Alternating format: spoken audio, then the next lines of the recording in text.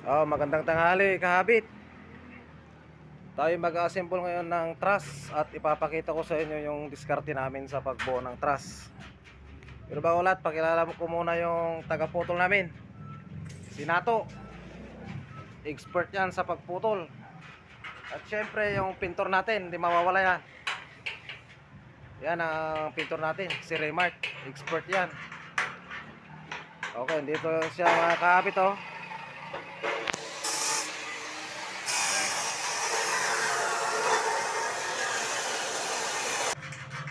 Ang gamit pala nating ampere ay mga kahabit ay 90 amperes. And then ang welding rod na gamit natin ay size 332 or 2.5. Umpisa na natin.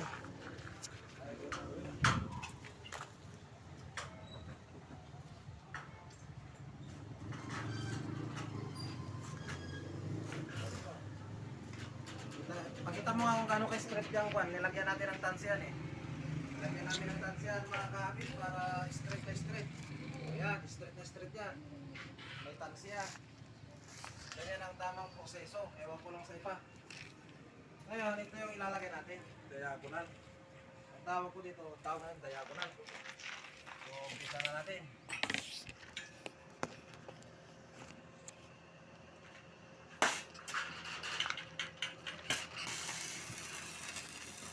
Una dapat, spot lang muna.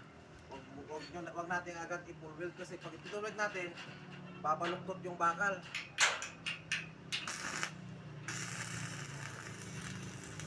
Pero dapat yung spot yung maganda, kumapit. Ilagay muna natin lahat itong mga diagonal bago yung tinatawag nating wave member.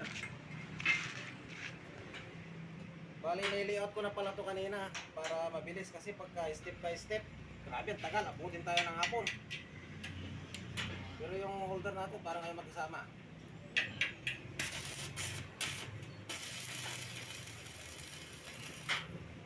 Yan.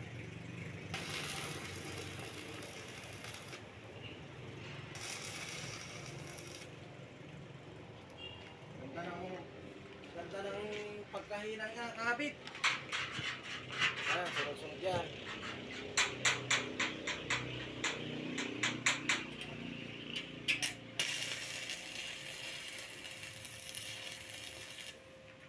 Yan o.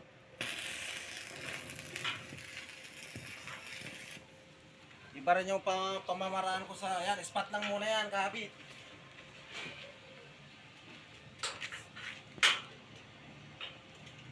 Straight, di ba? Wala akong pinagawa, no?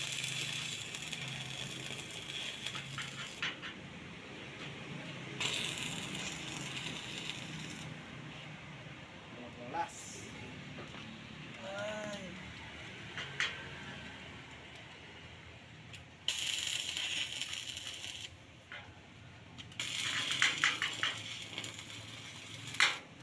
Spot lang muna basta sigurado kayo na kumapit para sure.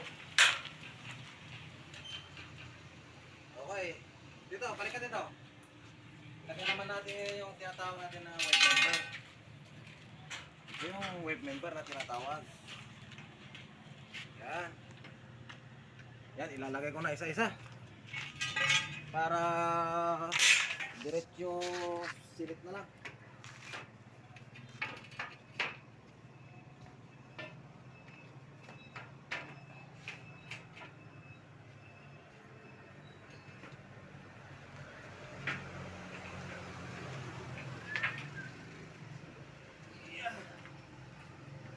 Nakakapagod din. Pansinin mo, kuha mo siya dito video. Pansinin mo, iba yung style. Yung iba kasi pa-M.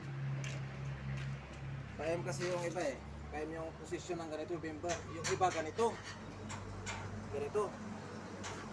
Baliktad. Pero ito yung sabi ni engineer namin eh. So, sundin natin. Sundin natin yung tinatawag nila ng procedure. Yung procedure ba?